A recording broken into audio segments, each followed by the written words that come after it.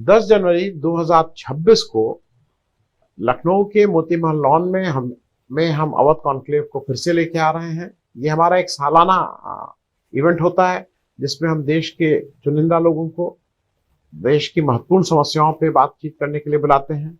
Audience interaction होता है, serious बातें होती हैं, क्या हुआ उस पर बातचीत होती है, क्या होगा उस पर होती है और क्या होना चाहिए इस पर एक गंभीर विचार विमर्श होता है।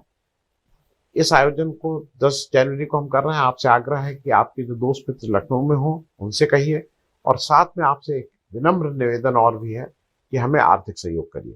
इस आयोजन को करने में बहुत से रिसोर्सेस की जरूरत होती है, उसमें आर्थिक पक्ष भी एक इम्पॉर्टेंट रिसोर्स है और आपके आर्थिक सहयोग की हमें आवश्यकता है।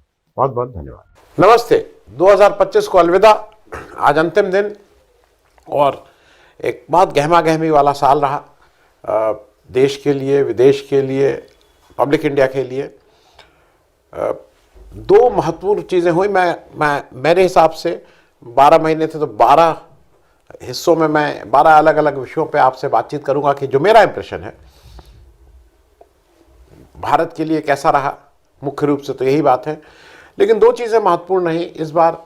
अगर सिर्फ दो घटनाओं का जिक्र करें, एक राष्ट्रीय और एक अंतर्राष्ट्रीय, तो राष्ट्रीय स्तर पर मैं मानूंगा कि पहलगाम में जो हुआ और उसके रिपरकशंस जो हुए उससे हम अभी तक जूझ रहे हैं। उसके रिपरकशंस भारत उसको जिस तरह से हैंडल करना चाहिए था उतने अच्छे ढंग से नहीं किया है।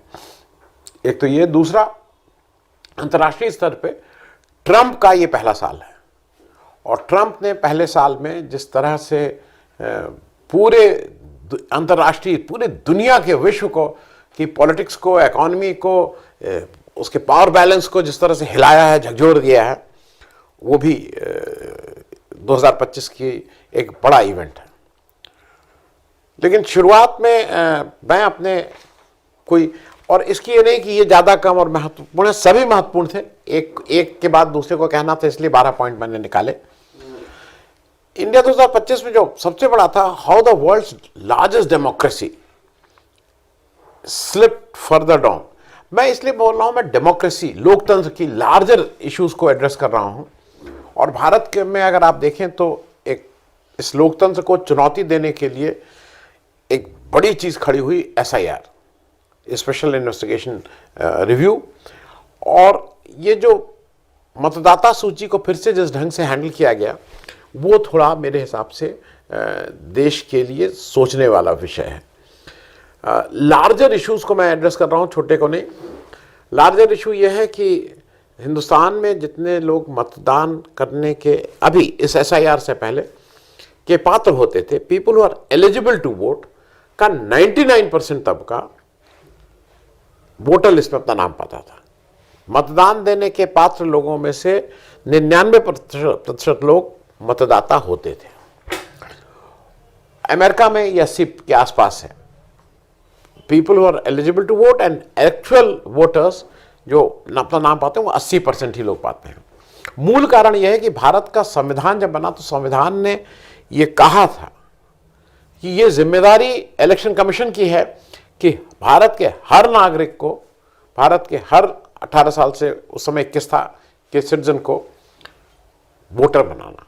ये जिम्मेदारी पॉलिटिकल पार्टी की, इंडिविजुअल की नहीं है, मेरी जिम्मेदारी नहीं है। अगर मैं 18 साल से ऊपर हूं, अगर मैं बाकी पैरामीटर्स को कर रहा हूं, तो मुझे वोटर बनाने की जिम्मेदारी इलेक्शन कमीशन की है, मेरी नहीं।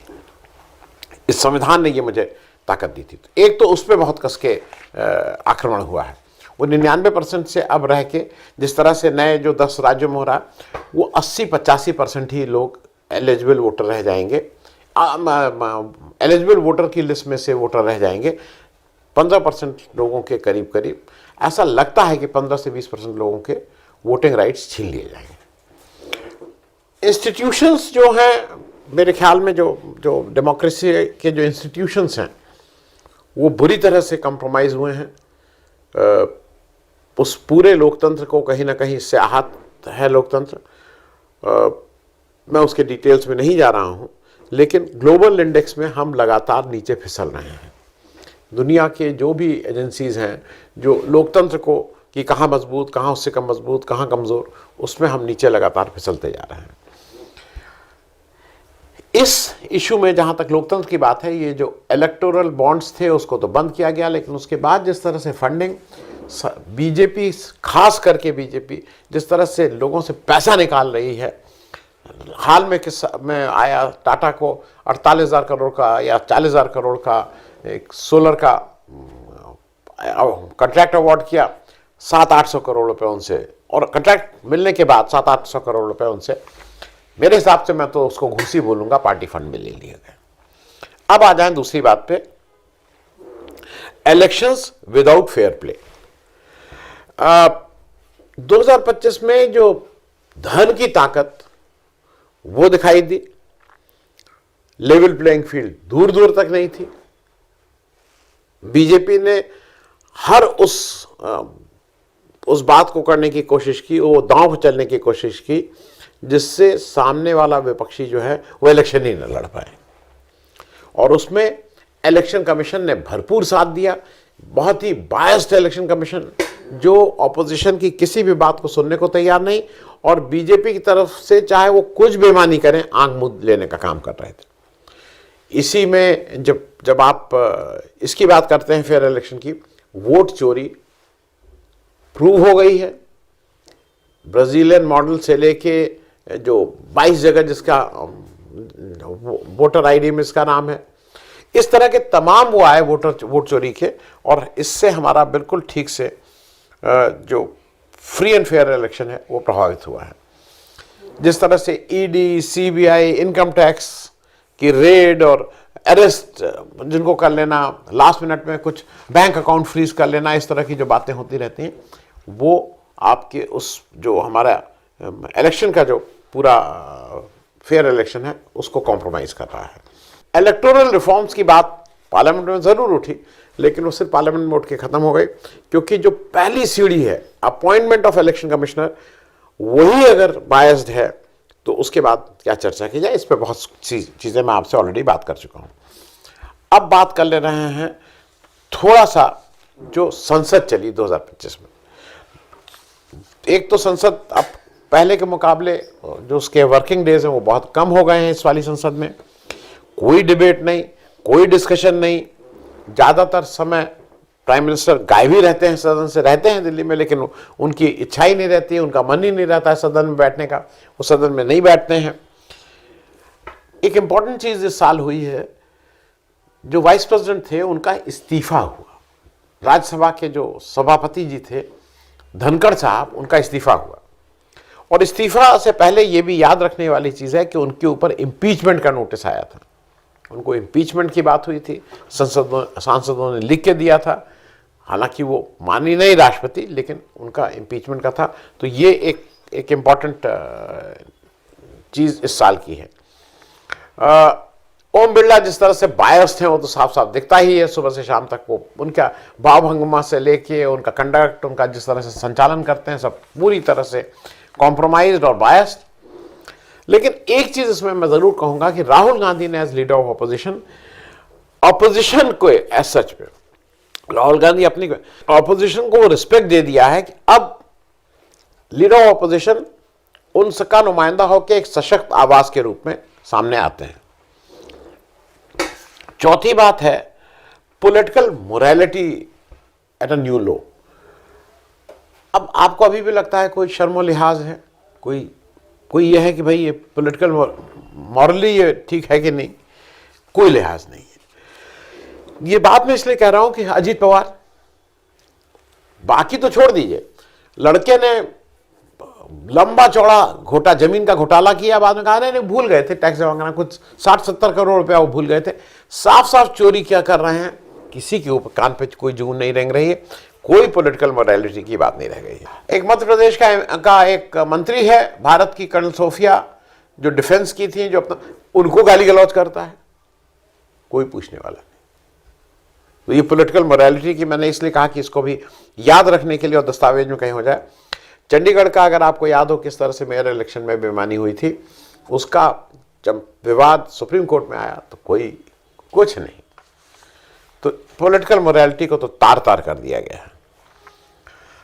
और जो ऑपोजिशन एज एंटी नेशनल, ये एक सबसे बड़ा मोदी जी का एक लगातार एजेंडा चलता रहता है कि कैसे इसको करें। और उसमें भी ऑपोजिशन में सबसे ज़्यादा टारगेट किए जाते हैं राहुल गांधी।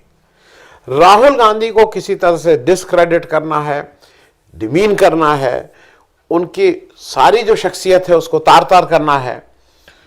क्योंकि एक चीज़ उनको बिल्कुल साफ है कि जब तक राहुल गांधी हैं तब तक उनकी दाल, उनको ऐसा नहीं है कि अनचैलेंज रह जाएंगे। उनकी सारी चीज़ों को चैलेंज किया जाएगा, तथ्यों के साथ किया जाएगा, ऑल्टरनेटिव्स के साथ किया जाएगा, रोड मैप के साथ किया जाएगा। उनकी सबसे ज़्यादा दिक्कत ये है। मैं ऑपोजिशन की बात इसलिए कह रहा हूं कि एक तो उनको टारगेट करते हैं। जैसे एक छोटी सी चीज़, प्रियंका गांधी के बारे में को से अब पार्लियामेंट में आ गई हैं, बोल रही हैं, इनसे मिल रही हैं, उनसे मिल रही हैं। अब ये किया जा रहा है कि भाई बहन में झगड़ा है, भाई बहन में झगड़ा है। तो ये जो ऑपोजिशन को टारगेट करके डिमीन कर देना है, उनका ये कर देना, ये काम लगातार आरएसएस और उसके संगठन कर ही रहे हैं। आपस में झगड़ा लगाने वाली बात, जितने कोई कोशिश ऐसी नहीं जाती है जहां अगर झगड़ा लगने की थोड़ी भी गुंजाइश हो तो ये झगड़ा न लगा दें। ह्यूमन राइट्स इन 2025, मैं इसलिए इस पर ज्यादा नहीं बोल रहा हूं, जब तक उमर खालिद जेल में है, शहजाद इमाम जेल में है, तब तक हम लोग चाहे कुछ कह लें, हम ये कह नहीं सकते हैं मतलब भाई यानी वो कि हम ह्यूमन राइट्स को बहुत वो कर रहे हैं। बाकी जिस तरह से नक्सलों को मार गिराया गया, जिस तरह से बहुत से ह्यूमन राइट्स के मामले में, उस पर कोई कुछ बहुत बोलने वाला नहीं है। इकॉनमी की भी बात कर लें जरा, आर्थिक पक्ष की भी बात कर लें। वो इसलिए कि भारत का कर्जा बहुत बढ़ता जा रहा है। कोई एक्सप्लेनेशन आपने सुना सरकार की तरफ से? खूब कर्जा बढ़ रहा है, हमें सर्विस, उस कर्जे को सर्विस करने में मुश्किल होगी। डॉलर और रुपए में, डॉलर कहाँ भागता जा रहा है, रुपया कितना गिरता जा रहा है, वो भी एक चिंता का विषय है। एक और चीज़ मैं जरा जब इकॉनमी की बात कर रहा हूँ तो उसमें इंडिगो जो देश का करीब 65-70% यात्रियों को वही उड़ाता था, उसका शेयर था, मार्केट शेयर है, उसमें जिस तरह से पूरा जानबूझ के हुआ, किसके कहने पे हुआ, किसका क्या हुआ, ये तो कभी नहीं पता लगेगा। लेकिन वो 3-4-5 दिन जो इंडिगो का जब फियास्को हुआ, जब पूरा इंडिगो बैठ गया था, एक भी जहाज एक दिन नहीं उड़ा था, वो भी एक कहीं ना कहीं मेरे हिसाब से इकॉनमी को उसने भी जबरदस्त झटका दिया है। अब बात कर लेते हैं थोड़ी फेडरलिज्म इन रिट्रीट। जो देश का संघीय ढांचा है उसमें जब संविधान निर्माताओं ने कहा था कि भाई 3 तरह का होगा, एक सेंट्रल यूनियन गवर्नमेंट होगी, वो लार्जर इश्यूज को देखेगी, डिफेंस, आईएनबी, इस तरह की चीज़ें, और विदेश मंत्रालय, फिर स्टेट होगा, स्टेट एग्रीकल्चर देखेगा, एजुकेशन देखेगा, हेल्थ देखेगा, ये स्टेट सब्जेक्ट्स होंगे, और फिर एक पंचायती राज वाला जो लोकल बॉडीज़ का होगा, वो अपना नाली कैसे है, कुआं कहाँ है, ये सब वो देखेगा। काफ़ी ठीक से डिफाइंड था। लेकिन अब क्या हो गया है कि धीरे धीरे धीरे धीरे मोदी जी उन सारे चीज़ों को जो यूनियन गवर्नमेंट से निकल के स्टेट गवर्नमेंट में जाते हैं, आप ही के लोग हैं, उनका गला घोट के ख़त्म करने की कर रहे हैं। उसमें सबसे बड़ा पहला नाम मनरेगा का मैं इसलिए ले रहा हूँ कि उसका जी प्रेम जी करके उस पूरी स्कीम को आपने एक तरह से उस पर पटाक्षेप कर दिया है। मुझे नहीं लगता है कि वो इस प्रेजेंट फॉर्म में जो अभी सरकार ने जिसको बहुत हल्ला मच रहा, बहुत अच्छा, उस पर कहीं रोक लगेगी, मुझे नहीं लगता है। स्टेट की बात मैं इसलिए कह रहा हूँ, तमिलनाडु पे जो सुप्रीम कोर्ट में जजमेंट आया वो बहुत ही निराशाजनक था। भाई वो यही कह रहे थे कि एक सुप्रीम कोर्ट का जजमेंट केवल तमिलनाडु नहीं, प्रेसिडेंट का रेफरेंस था, उस पर भी आया। कोई बताने को ही नहीं तैयार है, कोई कह ही नहीं रहा है कि भाई कितने दिन तक रोकी जा सकती है फाइल, क्योंकि अगर आप बहुत दिन तक रोकें तो डीम टू बी पास मानना चाहिए। और एक जो चीज़ इस सरकार ने की है और धीरे धीरे वो लोगों के दिमाग में बैठ गई, और वो जो खतरनाक है सबसे चीज़, डबल इंजन सरकार, कि डबल इंजन होगी तभी विकास होगा। एक तरह से ब्लैकमेल करना है कि यहां पे भी मेरी सरकार बनाओ, वहां पे भी बनाओ, तभी हम विकास करेंगे, नहीं तो विकास नहीं करेंगे। मैं एक और जो इस सरकार का एक निकम्मापना मैं कहूंगा, और जो खतरनाक है, जो मेजोरिटेरियन पॉलिटिक्स है, बहुसंख्यक वाला जो राजनीति है, वो अब देश में हावी हो रही है। और वो उसको इतने ढंग से कैमोफ्लेज करते हैं, वो बार बार बोलते हैं कि will of majority, will of majority. लोकतंत्र में फर्स्ट पास दी पोल है, जो हो सकता है 20% वोट ही लेके आप निर्वाचित घोषित कर दिए जाएं, क्योंकि 20 लोग और थे जिनके वोट कट गए। तो ये कहना कि अगर कोई सरकार जीत के आ रही, 240 सीटें लेके आ रही है और उसके पास मैंडेट है कि पूरे देश का वो चलाएं, ये अनुचित बात है। तो ये चीजें बिल्कुल ही क्लियर होनी चाहिए कि मेजॉरिटी का विल का मतलब ये नहीं है कि जो हिंदू अगर ज्यादा हैं तो उनका होगा। Majority in election and majority in population दो अलग अलग चीजें हैं। देश मेजॉरिटी इन इलेक्शन से चलेगा, बीजेपी या आरएसएस जितना भी चाहे कि नहीं देश मेजॉरिटी ऑफ नंबर से चलेगा, वो ऐसे नहीं चलेगा। आरएसएस का एजेंडा पूरी ठीक से इसमें, क्योंकि ये मैं बात कर रहा हूं, आरएसएस का एजेंडा है, ये मेजॉरिटी नहीं, आरएसएस का एजेंडा चलेगा, सरसंघचालक जी का चलेगा। हालांकि 2025 में आरएसएस ने अपने 100 साल पूरे किए, लेकिन मुझे जैसी उम्मीद थी कि कोई बहुत बड़ा आयोजन होगा, उस तरह का आयोजन नहीं किया गया। ये अच्छी बात है। इसके लिए मैं ये कहूँगा कि उस स्केल पे जो था वो नहीं हुआ, ठीक ही है। अब बात कर लें थोड़ी जुडिशरी की। जुडिशरी ने बहुत सबसे ज़्यादा निराश अगर किसी ने किया तो जुडिशरी ने किया। चंद्रचूड़ साहब ने जिस तरह से मतलब वो सिलसिला शुरू हुआ, फिर उसके बाद अभी हाल के दिनों में जस्टिस गवई आए थे, लोगों को बड़ी उम्मीद थी कि ये गवई साहब हैं, अम्बेडकर की विचारधारा से प्रभावित हैं, लेकिन गवई साहब ने पूरी चीज़ों को गवा ही दिया। और उसके बाद वो घूम घूम के जिस तरह से अपने इंटरव्यूज़ दे रहे हैं, वो उसमें और जिसको कहते हैं ना चार चांद नहीं, उसमें जो कुछ भी था उसको भी खराब कर रहे हैं। इन्वायरमेंट पे थोड़ी बात इसलिए करना ज़रूरी है कि सिर्फ AQI नहीं, पूरा हिमालय देख लीजिए, उत्तराखंड देख लीजिए, त्रासदी हो रही है, एक्सीडेंट्स हो रहे हैं, लेकिन किसी के कान पे जू नहीं रेंग रही है।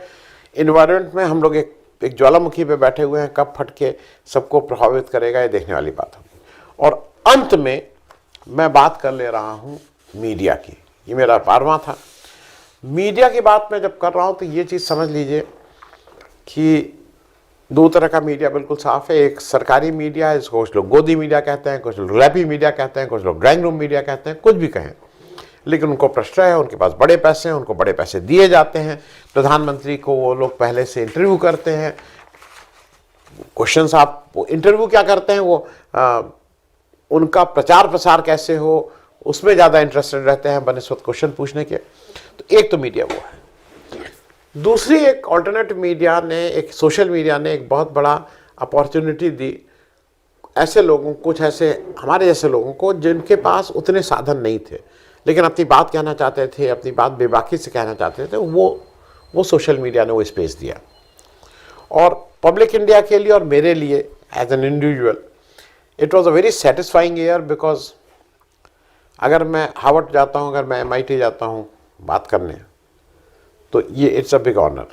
दूसरा, अगर अमेरिका में वॉशिंगटन में जाके आप 2 दिन की कॉन्फ्रेंस करते हैं with the help of local people, with the help of people there, वो एक बड़ा अचीवमेंट है। 10 हिंदी जर्नलिस्ट को अमेरिका लेके जाना, उनका करीब 27-28 दिन उनको सब जगह ले जाना, लेक्चर कराना, उनसे बातचीत कराना, इंडियन डायस्पोरा से 1-on-1 की कम्युनिकेशन करना, it was a big achievement. Public India इस तरह का जो आयोजन था उससे खुद बहुत सीखा है,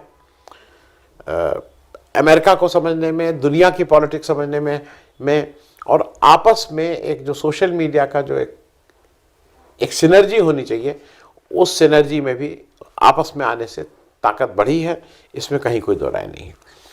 और चलते चलते मैं सिर्फ इतना कह दूंगा कि जहाँ तक अगले ओलंपिक की बात है, जैसी खबर आ रही है कि जो हमारी ओलंपियन विनेश फोगाट हैं वो फिर से लड़ेंगी, और मेरे हिसाब से वो एक बड़ी उम्मीद है देश के लिए भी, विनिवेश के लिए भी, और हम सबका इंतज़ार रहेगा कि विनिवेश फिर ओलंपिक में पदक जीतें। चलते चलते आपको एक बार फिर से 2026 की बहुत बहुत शुभकामनाएं। 2025 में आपका प्रेम भी बना रहा, आप हमसे जुड़े भी रहें, लेकिन 2026 उससे बेहतर हो। थैंक यू सो मच, धन्यवाद।